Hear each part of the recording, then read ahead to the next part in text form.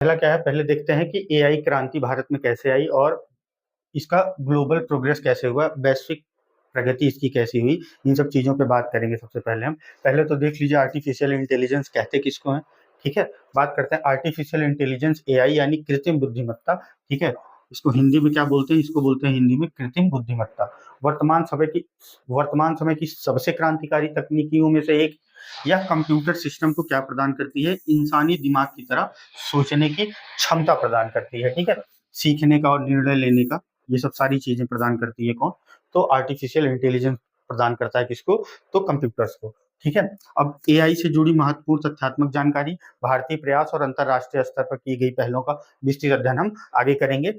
I hope आपको ये समझ में आ गया होगा कि आर्टिफिशियल इंटेलिजेंस कहते किसको है। ठीक है, कंप्यूटर्स को इंसानों की तरह सोचने, समझने, सीखने और निर्णय लेने की क्षमता प्रदान करने को क्या बोला जाता है, आर्टिफिशियल इंटेलिजेंस बोला जाता है। अब इसके जनक की बात करें, जनक से तो हम परिचित हैं। ठीक है, फादर ऑफ एआई किसको बोला जाता है, तो जॉन मैकार्थी को बोला जाता है। ठीक है, ये तो हम जानते हैं। इसके आगे की बात करें, आर्टिफिशियल इंटेलिजेंस का जनक माना जाता है, इन्होंने 1956 में, याद रखिएगा कब, तो 1956 में एक कॉन्फ्रेंस हुआ था जिसका नाम था डार्ट माउथ कॉन्फ्रेंस। उस कॉन्फ्रेंस के दौरान इन्होंने पहली बार आर्टिफिशियल इंटेलिजेंस शब्द का उपयोग किया था। ठीक है, किसने, तो जॉन मैकार्थी ने। फिर प्रकार की बात कर लें तो मुख्य रूप से एआई के 3 प्रकार होते हैं, इनको 3 श्रेणियों में बांटा गया है। इनकी विस्तृत चर्चा हम कर चुके हैं, लेकिन एक बार फिर से देख लेते हैं। नैरो एआई किसको बोलते हैं, या कमजोर एआई, यह किसी एक विशेष कार्य को करने के लिए डिजाइन किया गया है, जैसे सिरी, अलेक्सा, शतरंज खेलने वाला कंप्यूटर, यानी केवल एक कार्य कर सकता है, उसको क्या बोलते हैं, नैरो एआई या वीक एआई। ठीक है, लेकिन हम जनरल एआई की बात करें, जनरल एआई क्या है, जब मशीनें इंसानी दिमाग के बराबर सोचने और समझने की क्षमता हासिल कर लेंगी, तब वो क्या कहलाएगा, वो जनरल एआई कहलाएगा। ठीक है, और सुपर एआई क्या होगा, सुपर एआई क्या होगा, जब एआई की क्षमता इंसानी दिमाग से कहीं आगे निकल जाएगी। यह केवल एक काल्पनिक अवधारणा है, अभी के लिए ऐसा कोई सिस्टम अभी डेवलप नहीं हो पाया है ना। लेकिन जब भी आपकी कोई भी मशीन मानव दिमाग की क्षमता से आगे बढ़ के कार्य करने लगेगी, तो उसको क्या बोलेंगे, उसको सुपर एआई बोलेंगे। ठीक है, आगे बात करते हैं आर्थिक प्रभाव। ठीक है, एक स्लाइड मिस हो गई, नहीं ठीक है। आर्थिक प्रभाव की बात करें, एआई का आर्थिक प्रभाव क्या रहेगा। ठीक है, तो विभिन्न वैश्विक रिपोर्टों जैसे पीडब्ल्यूसी और मैककिन्से के अनुसार एआई जो है वो 2030 तक वैश्विक अर्थव्यवस्था में लगभग 15.7 ट्रिलियन डॉलर का योगदान दे सकता है। ठीक है, तो इसका इकोनॉमिक इम्पैक्ट बहुत ज्यादा है। भारत पर इसका क्या प्रभाव होगा, नैसकॉम की रिपोर्ट के मुताबिक एआई के सही इस्तेमाल से 2035 तक, अगर भारत में एआई का सही इस्तेमाल होता है तो 2035 तक तो भारत की अर्थव्यवस्था है वो 1.7 ट्रिलियन में, भारत की अर्थव्यवस्था में 1.7 ट्रिलियन डॉलर और ऐड हो जाएंगे। ये किसकी रिपोर्ट है, ये नेस्कॉम की रिपोर्ट है, इसको याद रखिएगा ना, डायरेक्ट पूछा जा सकता है ये। उसके आगे की बात करते हैं हम, भारतीय स्तर पर किए गए प्रमुख प्रयासों की चर्चा करेंगे। ठीक है, भारत सरकार ने देश को एआई क्षेत्र में वैश्विक लीडर बनाने और इसके जिम्मेदार उपयोग को बढ़ावा देने के लिए, ताकि इसका सही इस्तेमाल हो, जिम्मेदार उपयोग बोलते हैं ना, रिस्पॉन्सिबल यूज को बढ़ावा देने के लिए लगातार काम कर रही है। इसमें क्या प्रयास किया गया है, पहला देखते हैं इंडिया एआई मिशन। इसके अंदर के कौन कौन सा मिशन है, पहले इसकी बात कर लेते हैं। इंडिया एआई मिशन की ना, इंडिया एआई मिशन बजट और उद्देश्य क्या था। ठीक है, डायरेक्ट पूछा जा सकता है इंडिया एआई मिशन का बजट क्या था, तो भारत सरकार ने 10,371.9 करोड़ के बजटीय परिव्यय के साथ इंडिया एआई मिशन को मंजूरी दी है। ये पूछा जा सकता है डायरेक्ट कि कितना बजट इस योजना को एलोकेट हुआ है, तो आप क्या बताओगे, 10,371.92 करोड़। ठीक है, इसका मुख्य नारा क्या था, आपसे थीम या नारा पूछ सकता है, तो making AI in India and making AI work for India. इसका मुख्य नारा क्या था, making AI in India and making AI work in India. ठीक है, work for India, compute infrastructure. ठीक है, इसके तहत भारत में 38,000 से अधिक advanced GPUs, graphics processing units और 1,050 टीपीयूज का एक विशाल सुपर कंप्यूटिंग इंफ्रास्ट्रक्चर तैयार करना, ठीक है, किया गया है, ठीक है, इंफ्रास्ट्रक्चर तैयार किया गया है ताकि क्या हो सके, स्टार्टअप और शोधकर्ताओं को बेहद सस्ती दरों पर कंप्यूटिंग पावर मिल सके, ठीक है। ये किसके अंतर्गत आ गया आपका, कंप्यूट इंफ्रास्ट्रक्चर के। फिर एआई कोष किसको बोलते हैं, यह एक राष्ट्रीय डेटाबेस प्लेटफॉर्म है, ये नेशनल डेटाबेस प्लेटफॉर्म है, ठीक है, जहां क्या है, जहां 75,000 से अधिक सुरक्षित और गुणवत्तापूर्ण डेटा सेट्स मौजूद हैं, ठीक है, डेटा सेट्स मौजूद है जिनका उपयोग कहाँ हो रहा है, तो जिनका उपयोग स्वदेशी एआई मॉडल्स को ट्रेन करने और विकसित करने के लिए किया जा रहा है। तो ये क्या है आपका, ये आप बोल सकते हो कि ये एआई कोर्स है, ठीक, याद रखिएगा ना, टर्म याद रखना बहुत जरूरी है। फिर बात करते हैं, पहले हमने क्या बात की, पहले हमने एआई इंडिया मिशन की बात की, अब हम बात करेंगे नीति आयोग की रणनीतियां क्या क्या है।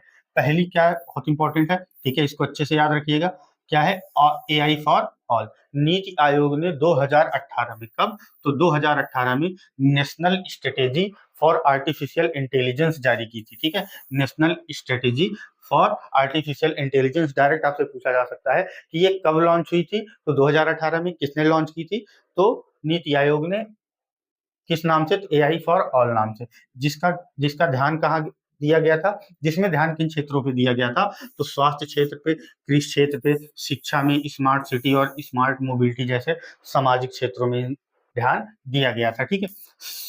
समानुभूतिपूर्ण विकास, ठीक है, समानुभूतिपूर्ण विकास। अक्टूबर 2025 में नीति आयोग ने AI for inclusive societal development report जारी की थी, जिसका उद्देश्य क्या था कि देश के 49 करोड़ असंगठित क्षेत्रों के श्रमिकों को एआई के माध्यम से वित्तीय और बाजार के अवसरों से जोड़ा जा सके। जो असंगठित हमारे अलग अलग क्षेत्रों के श्रमिक हैं, इनको एआई के माध्यम से वित्तीय और बाजार के अवसरों से जोड़ा जा सके, यानी इनको संगठित किया जा सके, किसका उपयोग करके, तो एआई का उपयोग करके। फिर आगे बात करते हैं अन्य प्रमुख भारतीय पहले कौन कौन सी है, तो पहली है भाषिनी एआई, ठीक है, इसका यूज क्या है, भाषिनी एआई का यूज देख लो, डायरेक्ट पूछा जा सकता है और ये एग्जाम में पूछा भी जा चुका है, तो ये आपके लिए ज्यादा इंपॉर्टेंट हो जाता है ना। यह भारत सरकार का एक एआई आधारित भाषा अनुवाद प्लेटफॉर्म है, ठीक है, भाषा अनुवाद प्लेटफॉर्म है। इसका उद्देश्य क्या है कि विभिन्न भारतीय भाषाओं के बीच की दूरी को मिटाना, ताकि हर नागरिक अपनी मातृभाषा में ताकि हर नागरिक अपनी मातृभाषा में डिजिटल सेवाओं का लाभ उठा सके। अगर मान लीजिए किसी को सारी लैंग्वेज नहीं आती, उसको अपनी रीजनल लैंग्वेज आती है, तो वो उस लैंग्वेज का यूज करके सारी सेवाओं का लाभ उठा सके, सारी डिजिटल सेवाओं का लाभ उठा सके। इसके लिए क्या यूज किया गया था, किसका प्रयोग किया गया था, तो भाषणी एआई का प्रयोग किया गया था। और ये क्या है, ये भाषा अनुवादक प्लेटफॉर्म है जिसमें लैंग्वेज को ट्रांसलेट किया जाता है, ठीक है।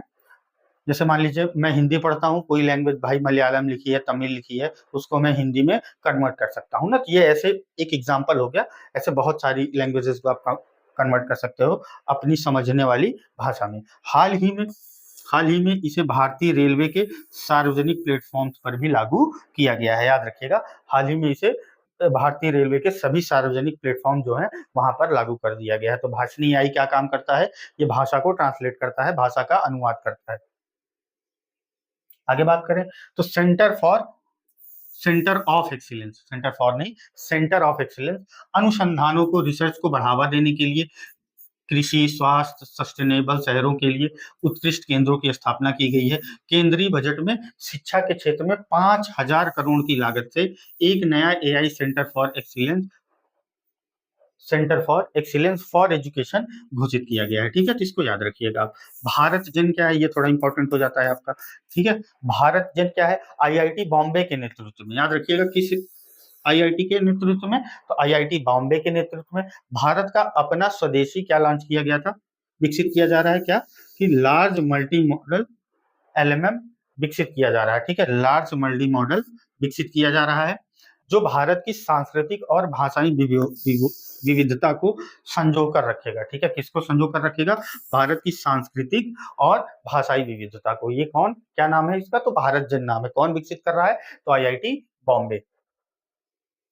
आगे बात करें तो अंतरराष्ट्रीय स्तर पर किए गए प्रमुख प्रयासों की बात कर लेते हैं, इन पे चर्चा कर लेते हैं। वैश्विक स्तर पर एआई के सुरक्षित यानी सिक्योर, नैतिक यानी एथिकल, और निष्पक्ष यानी न्यूट्रल उपयोग के लिए, ठीक है, न्यूट्रल उपयोग को विनियमित करने के लिए कई देश और संगठन मिलकर काम कर रहे हैं, कई देश और संगठन मिलकर काम कर रहे हैं। पहला क्या है, तो वैश्विक भागीदारी, जीपीएआई, इसका फुल फॉर्म क्या हो जाता है, global partnership on artificial intelligence, GPAI, ठीक है। यह मानव अधिकारों और लोकतांत्रिक मूल्यों पर आधारित एआई है। एआई के जिम्मेदार विकास के लिए 29 देशों का एक अंतरराष्ट्रीय मंच है, ठीक है। कितने देशों का, तो 29 देशों का। भारत इसका एक संस्थापक सदस्य, याद रखिएगा, जीपीएआई का भारत एक संस्थापक सदस्य है। भारत ने इसकी अध्यक्षता भी की है। और नई दिल्ली में आयोजित जीपीएआई मिनिस्ट्रियल काउंसिल, ठीक है, के दौरान इसके भविष्य के विजन को लेकर आम सहमति बनी थी। हाल ही में जीपीएआई ने अधिक व्यापक वैश्विक पहुंच के लिए ओईसीडी यानी आर्थिक सहयोग और विकास संगठन के साथ हाथ मिलाया है, ठीक है। ये आपसे पूछा जा सकता है कि जीपीएआई ने किसका सहयोग लिया है, किससे अपना सहयोग साझा किया है, तो ये आपका क्या है, ओईसीडी, आर्थिक सहयोग संगठन, आर्थिक सहयोग और विकास संगठन के साथ, ठीक है, ओईसीडी के साथ। आगे बात करते हैं एआई सुरक्षा शिखर सम्मेलन, ठीक है, एआई सेफ्टी समिट, ठीक है। ब्लेचली पार्क घोषणा, बात करते हैं ब्लेचली पार्क घोषणा की। ये क्या है, तो ये यूके में हुआ था। नवंबर 2023 में ब्रिटेन में दुनिया का पहला एआई सुरक्षा शिखर सम्मेलन आयोजित किया गया था। बहुत इंपॉर्टेंट है, आपसे डायरेक्ट पूछा जा सकता है कि कहाँ लॉन्च किया गया था पहला एआई सुरक्षा शिखर सम्मेलन, तो आप बोलोगे ब्रिटेन में। इसका और इसका नाम पूछ सकते हैं, तो इसका नाम क्या है, ब्लेचली पार्क डिक्लेरेशन, ठीक है। जहां कौन कौन, अमेरिका, चीन, यूरोपीय यूनियन, ठीक है, भारत सहित 28 देशों ने फ्रंटियर एआई, अत्यधिक एडवांस एआई से जुड़े जोखिमों से निपटने के लिए एक समझौते पर हस्ताक्षर किए थे। इसके बाद दक्षिण कोरिया और फ्रांस ने भी सुरक्षा सम्मेलनों का सिलसिला जारी रहा, ठीक है। कहा, दक्षिण कोरिया और फ्रांस में भी सुरक्षा सम्मेलनों का सिलसिला जारी रहा। फिर बात करते हैं यूरोपीय संगठन का या यूरोपीय संघ का एआई अधिनियम, ठीक है।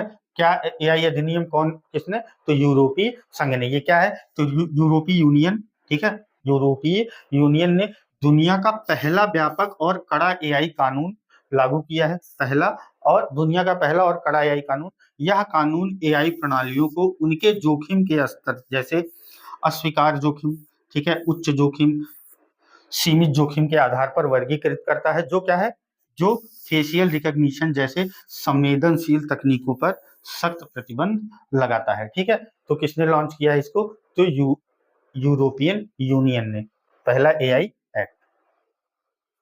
अब बात करें संयुक्त राष्ट्र संघ की, यूनाइटेड नेशंस की, यूएन की, ठीक है। संयुक्त राष्ट्र महासभा ने एआई के सुरक्षित और मानवाधिकार अनुकूलित विकास को सुनिश्चित करने के लिए सर्वसम्मति से पहला वैश्विक प्रस्ताव अपनाया है, ठीक है। संयुक्त राष्ट्र ने वैश्विक एआई गवर्नेंस की निगरानी के लिए एक उच्च स्तरीय सलाहकार संस्था का भी गठन किया है। तो निष्कर्ष क्या हो जाता है इन सभी चीजों का, इस सभी चीजों का निष्कर्ष हो जाता है, जहां एक तरफ अमेरिका और चीन एआई की मुख्य तकनीक और व्यावसायिक दौड़ में सबसे आगे हैं, वहीं Bharat AI for good and AI for all, सभी के कल्याण के लिए एआई के अपने दर्शन के साथ खुद को ग्लोबल साउथ, ठीक है, खुद को ग्लोबल साउथ यानी विकासशील देशों की आवाज के रूप में स्थापित कर रहा है, ताकि इस तकनीक का लाभ केवल अमीर देशों तक ही सीमित न रहे, गरीब देश भी इसका यूज कर सकें, ठीक है।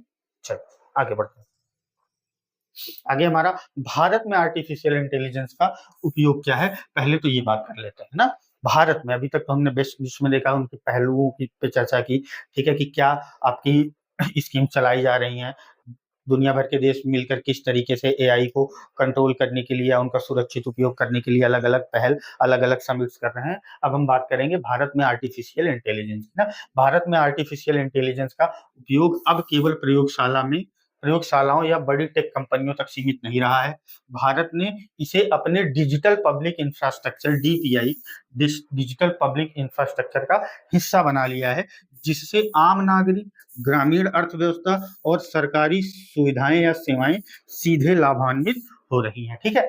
भारतीय संदर्भ में एआई के प्रमुख अनुप्रयोगों को आगे के क्षेत्रों में समझा जा सकता है। आगे हम बात करेंगे, ठीक है, कि कैसे एआई का अनुप्रयोग भारत द्वारा किया जा रहा है। पहला है कृषि क्षेत्र, ठीक है, भारत की आधी से अधिक आबादी कृषि पर निर्भर है, ये तो सबको पता है, इसलिए कृषि में एआई का अनुप्रयोग गेम चेंजर साबित हो रहा है। ठीक है, तो बात कर लेते हैं पहले सटीक खेती के बारे में। सटीक खेती, प्रिसीजन फार्मिंग, ड्रोन, उपग्रह, ड्रोन, सैटेलाइट इमेजिंग और एआई सेंसर की मदद से मिट्टी की नमी, फसल के स्वास्थ्य और पोषण की वास्तविक वास्तविक समय में यानी रियल टाइम में निगरानी की जा रही है। तमिलनाडु के स्टार्टअप्स द्वारा विकसित एआई प्रणालियों में नारियल और अन्य फसलों की पैदावार दोगुनी दर्ज की गई है। किसका प्रयोग करके? तो आर्टिफिशियल इंटेलिजेंस का प्रयोग करके। किसमें? तो खेती में। फिर किसान ई मित्र की बात कर लें, ये क्या है? यह कृषि मंत्रालय द्वारा शुरू किया गया एक एआई संचालित वर्चुअल असिस्टेंट है, यानी चैटबॉट है। इस पे हम बात कर सकते हैं और क्या बात कर सकते हैं? जो किसानों को उनकी स्थानीय भाषा में सरकारी योजनाओं, सब्सिडी और पीएम किसान निधि से जुड़ी जानकारी देता है। तो इसका क्या नाम है? किसान ई मित्र का क्या नाम है? किसान ई मित्र नाम है। तो ये कैसा है? ये एक एआई चैटबॉट है। अब बात करते हैं हम कीट और रोग प्रबंधन की। National paste surveillance system, national paste surveillance system और वाधवानी एआई जैसे प्लेटफॉर्म्स क्या कर रहे हैं? एआई इमेज रिकॉग्निशन के जरिए पौधों की तस्वीरें देखकर तत्काल बीमारी का पता लगाते हैं और रासायनिक कीटनाशकों के सही और सटीक उपयोग की सलाह देते हैं, जिससे क्या हो रहा है कि जो हमारी लागत है कृषि करने की, वो 25% कम हो जाती है ना। 25% ये ऐसा अनुमान लगाया गया है। स्मार्ट मौसम पूर्वानुमान, ठीक, मौसम का पूर्वानुमान। मौसम विभाग, ठीक है, आईएमडी, चक्रवात की तीव्रता, मानसून और बेमौसम बारिश की सटीक भविष्यवाणी के लिए एआई मॉडल्स और मौसम जीपीटी का विकास कर रहा है। ठीक है, किसका विकास कर रहा है? तो मौसम जीपीटी का। जिससे क्या होगा? जिससे लगभग 3.8 करोड़ किसानों को समय पर अलर्ट मिल जाया करेंगे। ठीक है, आगे बात करते हैं। अभी कृषि में बात किया, अब हम स्वास्थ्य सेवाओं में बात कर लेते हैं। Artificial intelligence in health care. ग्रामीण और दूर दराज के क्षेत्रों में डॉक्टरों की कमी को पूरा करने के लिए एआई का बड़े पैमाने पर उपयोग हो रहा है ना। प्रारंभिक रोग पहचान, अर्ली डिटेक्शन। एआई संचालित उपकरणों के माध्यम से 6 लाख से अधिक मरीजों को रेटिना स्कैन किए जा चुके हैं, जिससे क्या है? डायबिटिक रेटिनोपैथी, अंधेपन का कारण का समय रहते पता लगाया जा सका। इसके अलावा पारंपरिक प्रणालियों से छूट जाने वाले टीबी, इसको बोलते हैं ट्यूबरकुलोसिस, और कैंसर के मामलों की पहचान एआई एक्सरे और सीटी स्कैन के विश्लेषण से की जा रही है ना। प्रारंभिक स्तर पर ही रोगों का पता लगाने के लिए एआई का यूज किया जा रहा है। उसके बाद सुमन सखी क्या है? ये आपके लिए बहुत इंपॉर्टेंट हो जाता है। क्यों? क्योंकि मध्य प्रदेश के राष्ट्रीय स्वास्थ्य मिशन के तहत इसको लॉन्च किया गया है ना। सुमन सखी आपसे डायरेक्ट पूछा जा सकता है किस स्टेट का है? तो मध्य प्रदेश का है। मध्य प्रदेश के राष्ट्रीय स्वास्थ्य मिशन के तहत व्हाट्सएप पर संचालित यह एआई बॉट क्या करता है? ग्रामीण महिलाओं और आशा कार्यकर्ताओं को मातृ एवं शिशु स्वास्थ्य, प्रसव सेवाओं, ठीक है, और नजदीकी स्वास्थ्य केंद्रों की एआई आधारित सटीक जानकारी प्रदान करता है। कौन? तो सुमन सखी। अब बात करते हैं टेलीमेडिसिन की। ई संजीवनी जैसे सरकारी डिजिटल प्लेटफॉर्म में एआई को एकीकृत किया जा रहा है ताकि मरीजों के इतिहास का विश्लेषण करके डॉक्टरों को सटीक डायग्नोसिस करने में मदद मिल सके। तो इसका क्या नाम है? टेलीमेडिसिन बोलते हैं इसको, ई संजीवनी ये प्लेटफॉर्म। आगे बात करें शिक्षा और कौशल विकास में ना, AI in education and skill. व्यक्तिगत शिक्षण, पर्सनलाइज्ड लर्निंग। सरकारी और निजी स्तर पर ऐसे एआई सॉफ्टवेयर्स का उपयोग किया जा रहा है जो हर बच्चे की सीखने की क्षमता, लर्निंग पेस के आधार पर उन्हें कस्टमाइज्ड कंटेंट और टेक्स्ट प्रदान करते हैं कि वो कितना जल्दी सीख सकता है, कितना धीरे सीख सकता है। जो धीरे सीख रहा है उसको कम कंटेंट या उसको उस तरीके से डिजाइन प्रोग्राम दिया जा सके जिससे ये धीरे सीखने वाला व्यक्ति भी या बच्चा भी सीख सके, और जो तेज सीख रहे हैं उनको ज्यादा जानकारी दी जा सके ताकि वो जल्दी चीजों को सीख सकें। तो ऐसा क्या हो रहा है? पर्सनलाइज्ड लर्निंग के माध्यम से हो रहा है एआई का यूज करके। एआई सेंटर ऑफ एक्सीलेंस, ठीक है, शिक्षा के अनुसंधान को बढ़ावा देने के लिए देश में 500 करोड़ की लागत से विशेष एआई शिक्षा केंद्र स्थापित किए जा रहे हैं। ठीक है, अब फ्यूचर स्किल्स प्राइम, ठीक है, फ्यूचर स्किल्स प्राइम। नेस्कॉम और इलेक्ट्रॉनिक्स मंत्रालय, मेइती बोलते हैं इसको, नेस्कॉम और इलेक्ट्रॉनिक्स मंत्रालय या मेइती की इस संयुक्त पहल के जरिए टायर 2 या टियर 2 और टियर 3 शहरों के लाखों युवाओं को एआई डेटा एनालिटिक्स और मशीन लर्निंग में अप स्किल्स किया जा रहा है, यानी इनको ये सारी चीजें सिखाई जा रही हैं। ठीक है, आगे बात करते हैं शासन और स्थानीय प्रशासन ना, आर्टिफिशियल इंटेलिजेंस इन गवर्नेंस। ठीक है, भारत सरकार डेटा संचालित शासन, डेटा ड्रिवन गवर्नेंस को बढ़ावा दे रही है। पहला आपका देखिए सभासार, ये क्या है, यह पंचायती राज संस्थाओं के लिए विकसित क्या है, एक अभूतपूर्व एआई टूल है। और यह क्या काम करता है, यह ग्राम सभा और पंचायत की बैठकों के ऑडियो वीडियो इनपुट से स्वचालित रूप से लिखित मिनट्स समीक्षा रिपोर्ट तैयार कर देता है। भाषिणी से जुड़े होने के कारण यह 14 भारतीय भाषाओं में काम करता है। ठीक है, सभासार। फिर मेघराज की बात करें, मेघराज क्लाउड, भारत सरकार के इस जीआई क्लाउड पर 2100 से अधिक मंत्रालयों और विभागों के एप्लीकेशन होस्टेड है। ठीक है, जो पेंशन, राशन वितरण और टैक्स चोरी रोकने के लिए बैक एंड पर एआई एल्गोरिथम का उपयोग करते हैं। ठीक है, ये क्या, इसका नाम क्या है, Meghraj. Digital public infrastructure, Bharat ने एआई कोर्स प्लेटफॉर्म लॉन्च किया है। कौन सा, एआई कोर्स प्लेटफॉर्म लॉन्च किया है, जहां 75,000 से अधिक नेशनल डेटा सेट्स और 273 एआई मॉडल खुले तौर पर उपलब्ध हैं, ताकि स्टार्टअप्स लोक कल्याण के लिए एप्लीकेशन बनाया सके। ठीक है, ताकि स्टार्टअप्स क्या कर सके, लोक कल्याण के लिए एप्लीकेशंस बना सके। आगे बात करते हैं भाषाई समावेशन की। ठीक है, भारत में बहुत अलग अलग भाषाएं बोली जाती हैं, अलग अलग क्षेत्र के लोग अलग अलग भाषाएं बोलते हैं, क्योंकि भारत में विविधता बहुत है, डाइवर्सिटी बहुत है। तो उसके लिए क्या किया गया है, भाषाई समावेशन, लिंग्विस्टिक इंक्लूजन। भारत जैसी विविध भाषाओं वाले देश में एआई ने संवाद की दूरी को मिटा दिया है। भाषिणी, भाषिणी एआई, इस पे बात कर चुके हैं हम लोग। यह वास्तविक समय में आवाज और पाठ, मतलब आपके आवाज को भी रिकॉग्नाइज करके उसको ट्रांसलेट कर सकता है, और आपने टेक्स्ट दिया है तो उसको भी ट्रांसलेट कर सकता है, का भारतीय भाषाओं में अनुवाद करता है। इसका सबसे बेहतरीन उदाहरण सुप्रीम कोर्ट के फैसलों का क्षेत्रीय भाषाओं में अनुवाद, यूपीआई पेमेंट्स के लिए वॉयस कमांड और सरकारी वेबसाइट्स का स्थानीयकरण है। ठीक है, क्या किसका, तो भाषिणी एआई का। आगे बात करें वित्तीय सेवाओं और फिनटेक में क्या यूज है, धोखाधड़ी का पता लगाना, फ्रॉड डिटेक्शन। भारतीय बैंक और डिजिटल वॉलेट जैसे यूपीआई ऐप्स हर सेकंड लाखों ट्रांजैक्शन स्कैन करने के लिए एआई का उपयोग करते हैं, जिससे साइबर फ्रॉड और संदिग्ध लेन देन को तुरंत ब्लॉक किया जाता है। ठीक है, फिर बात करें क्रेडिट स्कोरिंग की, एआई के जरिए उन रेहड़ी पटरी वालों और असंगठित क्षेत्र के 49 करोड़ श्रमिकों के वैकल्पिक डेटा जैसे मोबाइल रिचार्ज, उपयोगिता बिल का विश्लेषण किया जा रहा है, जिनके पास पारंपरिक बैंक रिकॉर्ड नहीं है, ताकि उन्हें पीएम स्वनिधि जैसी योजनाओं के तहत आसानी से लोन मिल सके। ठीक है, तो क्रेडिट स्कोरिंग है ये। निष्कर्ष क्या है इन सब चीजों का, भारत में एआई का दृष्टिकोण पश्चिमी देशों से अलग रहा है। ठीक है, जहां दुनिया एआई का उपयोग कॉर्पोरेट मुनाफे या विलासिता के लिए कर रही है, वहीं भारत इसका उपयोग किसके लिए कर रहा है, तो सामाजिक सशक्तिकरण के लिए, समावेशी विकास के लिए, ठीक है, कर रहा है। ठीक, आगे बात करते हैं भारत में आर्टिफिशियल इंटेलिजेंस की बात कर लेते हैं। भारत में आर्टिफिशियल इंटेलिजेंस केवल तकनीकी का विकास का माध्यम नहीं है, ठीक है, बल्कि यह क्या है, यह देश के सामाजिक और आर्थिक परिवर्तन का एक बड़ा जरिया है। ठीक, भारत वैश्विक स्तर पर एआई नीतियों को दिशा देने और देश के भीतर अपार संभावनाओं को तलाशने में तेजी से आगे बढ़ रहा है। आगे आगे देखते हैं नीचे, भारत में एआई की प्रमुख संभावनाओं और हाल ही में आयोजित हुए प्रमुख सम्मेलनों का विस्तृत विवरण दिया गया है, जिसकी चर्चा हम आगे करने वाले हैं। ठीक है, भारत में एआई संभावनाएं, इनकी बात कर लेते हैं। Future potential of AI in artificial intelligence in India. Bharat के पास विशाल जनसंख्या, विस्तृत डिजिटल पब्लिक इंफ्रास्ट्रक्चर जैसे यूपीआई, आधार कार्ड और दुनिया का सबसे बड़ा डेवलपर बेस है, जो एआई के लिए सबसे आदर्श बाजार बनता है। ठीक है, आर्थिक विकास और रोजगार की बात करें तो अनुमानों के अनुसार एआई 2035 तक भारतीय अर्थव्यवस्था में 1.7 ट्रिलियन डॉलर का योगदान दे सकता है। हालांकि हालांकि क्या, ट्रेडिशनल डेटा एंट्री जैसे नौकरियां प्रभावित होंगी।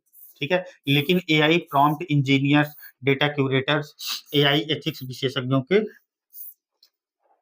रूप में लाखों नए और उच्च कुशल रोजगार भी पैदा होंगे। ठीक है, मतलब एआई का यूज करने से पारंपरिक नौकरियों पर खतरा तो है ही है, लेकिन इसके साथ साथ नए रोजगार के भी अवसर बनेंगे। तो ये दोनों इसके पहलू हैं। ग्लोबल साउथ का नेतृत्व, ठीक है, भारत स्मॉल एआई को बढ़ावा दे रहा है, यानी ऐसे किफायती और व्यवहारिक एआई टूल्स जो कम कनेक्टिविटी और साधारण डिवाइसों पर भी चल सके। भारत इन तकनीकों को अन्य विकासशील देश जैसे अफ्रीका और एशिया को निर्यात कर वैश्विक नेता बन सकता है। ठीक है, सार्वजनिक सेवाओं का लोकतंत्रीकरण, मतलब स्वास्थ्य और शिक्षा के क्षेत्र में एआई की मदद से सुदूर गांवों तक उच्च स्तरीय डॉक्टरों यानी डायग्नोसिस टूल्स और व्यक्तिगत शिक्षकों यानी कस्टमाइज्ड एआई ट्यूटर्स की पहुंच संभव हो रही है। प्रभुत्वशाली संप्रभु एआई, सॉवरेन एआई, मतलब भारत जन और सर्वम एआई जैसे स्वदेशी मॉडल्स की मदद से ये पूरी तरीके से भारत में बने हैं। भारत पश्चिमी देशों की एआई कंपनियों पर अपनी निर्भरता को क्या कर रहा है, कम कर रहा है। भारत लगातार कोशिश कर रहा है कि ये आर्टिफिशियल इंटेलिजेंस के मामले में एक सॉवरेन स्टेट या संप्रभु राज्य या संप्रभु देश बन सके। ठीक है, ताकि हमारी किसी और के ऊपर डिपेंडेंसी कम हो जाए। जैसे अभी आप चैट जीपीटी यूज करते हो, जेमिनाई यूज करते हो ना, ग्रॉक आपका चाइनीज वर्जन चाइना का है, तो ये सब सारी चीजों पे हम निर्भरता कम कर सके, अपना एक अच्छा एआई डेवलप कर सके, उस पर लगातार भारत काम कर रहा है। भारत में प्रमुख एआई सम्मेलन, मेजर समिट्स की बात कर लें, इंपॉर्टेंट है कि कौन कौन से हुए हैं। भारत अब केवल अंतरराष्ट्रीय सम्मेलनों में हिस्सा नहीं ले रहा है, बल्कि वैश्विक एआई नीतियों को तय करने वाले सबसे बड़े मंचों की मेजबानी भी कर रहा है। पहले बात कर लेते हैं इंडिया एआई इम्पैक्ट समिट 2026 की। इंडिया एआई इम्पैक्ट समिट 2026 की, यह भारत के इतिहास और वैश्विक स्तर पर एआई गवर्नेंस का अब तक का सबसे बड़ा सम्मेलन माना जा रहा है। आयोजन कहाँ हुआ था? यह वैश्विक शिखर सम्मेलन 16 से 21 फरवरी 2026 को भारत मंडपम नई दिल्ली में इलेक्ट्रॉनिक्स और सूचना प्रौद्योगिकी मंत्रालय यानी मेइती और वर्ल्ड बैंक समूह के सहयोग से आयोजित किया गया। यह ब्रिटेन 2023, दक्षिण कोरिया 2024 और फ्रांस 2025 के बाद इस श्रृंखला का चौथा और किसी विकासशील देश में होने वाला पहला सम्मेलन था। ये इतना इंपॉर्टेंट है, बात आप समझ रहे हो कौन? तो इंडिया एआई इम्पैक्ट समिट 2026 कहाँ हुआ? तो भारत मंडपम नई दिल्ली में। ठीक है, और कौन सा था? तो ये चौथा था, और विकासशील देशों में ये पहला भी, हमारा भारत पहला विकासशील देश है जो इसका सम्मेलन आयोजित करवाने में सफल रहा है। ठीक है, फिर प्रमुख विषय की बात कर लें तो इनमें 3 सूत्र दिए गए हैं। क्या? यह सम्मेलन प्रमुख रूप से 3 स्तंभों पर आधारित था। किस पे? तो पीपल यानी लोग, प्लेनेट यानी पृथ्वी, और प्रोग्रेस यानी प्रगति। बहुत इंपॉर्टेंट है, इसके 3 सूत्र बहुत इंपॉर्टेंट है, ये पूछे जा सकते हैं। ठीक, किस पे आधारित था? तो लोग पीपल पे, पृथ्वी प्लेनेट पे, और प्रोग्रेस प्रगति पे। इसमें पश्चिमी देशों के जोखिम केंद्रित दृष्टिकोण के विपरीत एआई के विकासात्मक उपयोग पर जोर दिया गया था। ठीक है, जोखिम केंद्रित मतलब एआई से होने वाले नुकसान क्या क्या है, इस पे ज्यादा सेंट्रलाइज ना होके हमने क्या बात की है कि हम इसका विकासात्मक उपयोग कैसे कर सकते हैं। ठीक है, इस पे ज्यादा फोकस रहा है।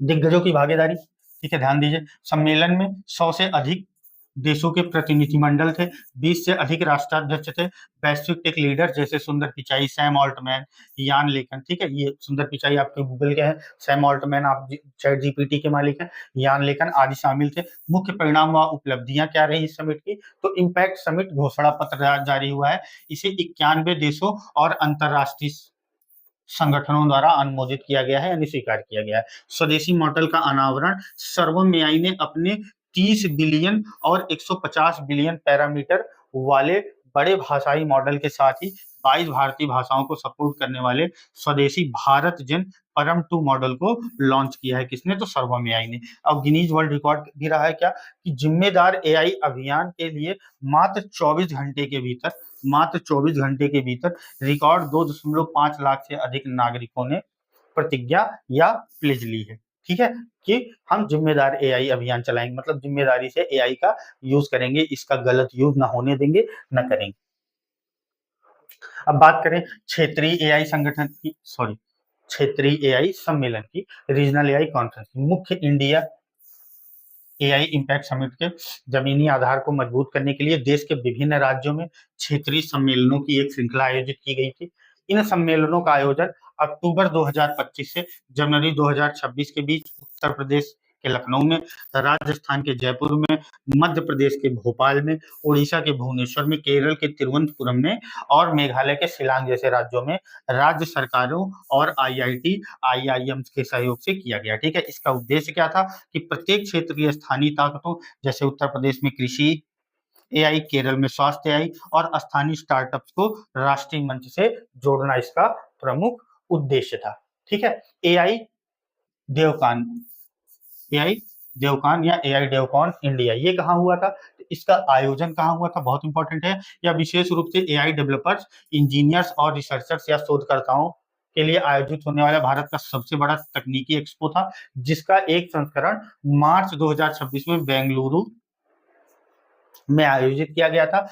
और किस कन्वेंशन सेंटर पे आयोजित किया गया था? तो निमहांस। ठीक है, निमहांस। और फोकस क्या था?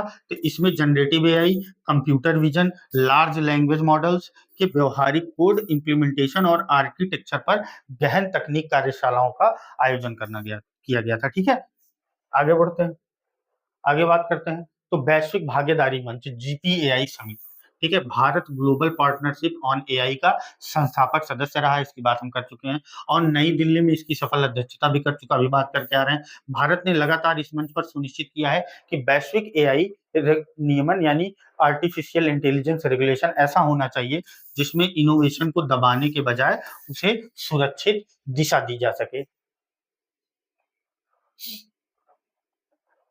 ठीक है, तो आई होप ये सारी चीज आपको अच्छे से समझ में आ गई होगी। इसका एक बार रिवीजन कर लीजिएगा। और अब इस चैप्टर पर आधारित हम कुछ बहुत इंपॉर्टेंट एमसीक्यूज करने जा रहे हैं, जो आपके हाल में जो भी एग्जाम होने वाले हैं उनके लिए बहुत इंपॉर्टेंट होने वाला है। इसको बहुत अच्छे से कर लेना। ठीक है, इतना आप कर लोगे तो संभावित ये है कि 99% क्वेश्चन आपके यहीं से आने हैं, बाहर से कहीं से नहीं आएंगे ना। ठीक है, अब 1% का मार्जिन तो हम ले सकते हैं। ठीक, आर्टिफिशियल इंटेलिजेंस शब्द का प्रयोग सबसे पहले किसने और कब किया था? बहुत इंपॉर्टेंट है, इसको याद रखिएगा। अच्छा, अभी तक तो याद भी हो गया होगा। जॉन मैकार्थी ने किया था। कब किया था? तो 1956 में किया था जॉन मैकार्थी ने। इन्हीं को जनक भी बोलते हैं एआई का। कोई मशीन इंसानी दिमाग की तरह सोच सकती है या नहीं, इसे जांचने के लिए बनाए गए प्रसिद्ध टेस्ट को क्या कहा जाता है? ठीक है, बनाए गए प्रसिद्ध टेस्ट को क्या कहा जाता है, इसकी बात हम पहले भी कर चुके हैं ना। तो इसको बोला जाता है ट्यूरिंग टेस्ट। ठीक है, क्या बोला जाता है? तो ट्यूरिंग टेस्ट बोला जाता है। वर्तमान समय में हम जिस एआई का उपयोग कर रहे हैं, जैसे सिरी, अलेक्सा, चैट जीपीटी, या एआई के किस प्रकार के अंतर्गत आता है, तो हम बात कर चुके हैं। ये सब नैरो एआई और वीक एआई है। जब हम पढ़ रहे थे तो उसमें एग्जांपल के तौर पे सिरी, अलेक्सा, चैट जीपीटी, इन्हीं सबका मेंशन था। ठीक है, आगे बढ़ते हैं। एल्गोरिथम का वह उपसमुच्चय या सबसेट क्या कहलाता है जो कंप्यूटर को बिना स्पष्ट रूप से प्रोग्राम किए डेटा को सीखने की क्षमता देता है ना। ये डीप लर्निंग है नहीं, ये मशीन लर्निंग है। ठीक है, ये कैसी लर्निंग है? तो ये मशीन लर्निंग है। आगे बात करें, डीप लर्निंग मानव शरीर के किस अंग की संरचना से प्रेरित होकर काम करता है? हृदय से नहीं, न्यूरॉन या मस्तिष्क से। तो ये एकदम सही आंसर हो गया। डीएनए से नहीं, आंखों से नहीं, न्यूरॉन से। और न्यूरॉन्स कहाँ पाए जाते हैं? आपके ब्रेन में पाए जाते हैं। एआई के संदर्भ में एनएलपी का पूर्ण रूप क्या है? एनएलपी का पूर्ण रूप है नेशनल लैंग्वेज नहीं, नेचुरल लैंग्वेज प्रोसेसिंग। ठीक है, याद रखिएगा, एनएलपी का जो फुल फॉर्म होता है वो नेचुरल लैंग्वेज प्रोसेसिंग होता है। ठीक है, आगे बात करते हैं, निम्नलिखित में से कौन सा कंप्यूटर विजन का एक उदाहरण है? स्मार्टफोन में फेस अनलॉक, ठीक है, automatic number plate recognition, medical imaging, ये सब क्या है? तो ये आपका कंप्यूटर विजन का एक उदाहरण है। ठीक है, उपरोक्त सभी आंसर था। निम्नलिखित में से किसे डीप लर्निंग का जनक बोला जाता है? तो ये कौन है? तो जेफरी हिंटन है, जोफरी हिंटन। ठीक है, ये क्या है? तो ये आपके डीप लर्निंग के जनक है। आगे बात करें, अगला क्वेश्चन है कि चैट जीपीटी में जीपीटी का पूर्ण रूप क्या है या फुल फॉर्म क्या है? तो इसका फुल फॉर्म है जनरल पर्पस टेक्स्ट नहीं, जनरेटिव प्री ट्रेन्ड ट्रांसफॉर्मेशन। ठीक है, transformer, sorry, generative pre trained transformer किसका फुल फॉर्म है? तो चैट जीपीटी में जो जीपीटी लिखा गया है उसका फुल फॉर्म क्या है? Generative pre trained transformer. आगे बात करते हैं, जब कोई एआई मॉडल बिना किसी वास्तविक आधार के बिल्कुल गलत या मनगढ़ंत जानकारी आत्मविश्वास के साथ देता है, तो इस घटना को क्या, यह घटना क्या कही जाती है? बफरिंग नहीं, हेलुसिनेशन, ये एकदम सही आंसर है। ओवरफिटिंग नहीं, ग्लिच नहीं, ये क्या कहलाती है? हेलुसिनेशन, ठीक है, हेलुसिनेशन। आगे बात करें, भारत सरकार द्वारा स्वीकृत इंडिया एआई मिशन का कुल बजटीय परिव्यय कितना था? 5,000 करोड़ नहीं, ये कितना था? तो 10,371.92 करोड़ का बजट बनाया गया था इसके लिए। नीति आयोग द्वारा 2018 में जारी भारत की राष्ट्रीय एआई रणनीति का मुख्य नारा या थीम क्या था? AI for India, AI for India. Bharat सरकार द्वारा वह कौन सा एआई संचालित भाषा अनुवादक है या अनुवाद प्लेटफॉर्म है जो विभिन्न भारतीय भाषाओं के बीच अनुवाद को सुगम बनाता है? तो हमने क्या बात की थी? भाषिनी की ना, भाषिनी पढ़ के आ रहे हैं। भारत में पंचायती राज संस्थाओं की बैठकों के ऑडियो के से स्वतः लिखित समीक्षा रिपोर्ट तैयार करने के लिए कौन सा एआई उपकरण विकसित किया जा रहा है? ग्रामसार नहीं, इसकी बात की थी हमने। इसका सही आंसर क्या है? सभासार है। भारत का अपना पहला राष्ट्रीय डेटा सेट प्लेटफॉर्म जहां सुरक्षित अनुसंधान के लिए डेटा सेट्स मौजूद हैं, उसका नाम क्या है? तो उसका नाम है डेटा बैंक नहीं, इसका नाम है एआई कोर्स। ये भी हम अभी पढ़ के आ रहे हैं, ठीक है। आगे बात करते हैं, आईआईटी बॉम्बे के नेतृत्व में विकसित किए जा रहे भारत के अपने स्वदेशी लार्ज मल्टी मॉडल प्रोजेक्ट का नाम क्या है? इसका नाम है भारत जेन। ये भी हम देखे थे अभी ना। केंद्रीय बजट में शिक्षा के क्षेत्र में अनुसंधान को बढ़ावा देने के लिए किस नए संस्थान की घोषणा की गई है? तो ये घोषणा की गई है भाई, इसको याद रखिएगा, AI centre for excellence for education. ये भी हम पढ़े थे ना अभी, 500 करोड़ की लागत से, याद रखिएगा। कृषि मंत्रालय द्वारा किसानों को उनकी स्थानीय भाषा में पीएम किसान निधि और अन्य योजनाओं की जानकारी देने के लिए लॉन्च किया गया एआई चैटबॉट कौन सा है? तो ये है आपका किसान ई मित्र, ठीक है। ये कौन सा है आपका? तो किसान ई मित्र, याद रखिएगा ना, बहुत इंपॉर्टेंट है ये, किसान ई मित्र।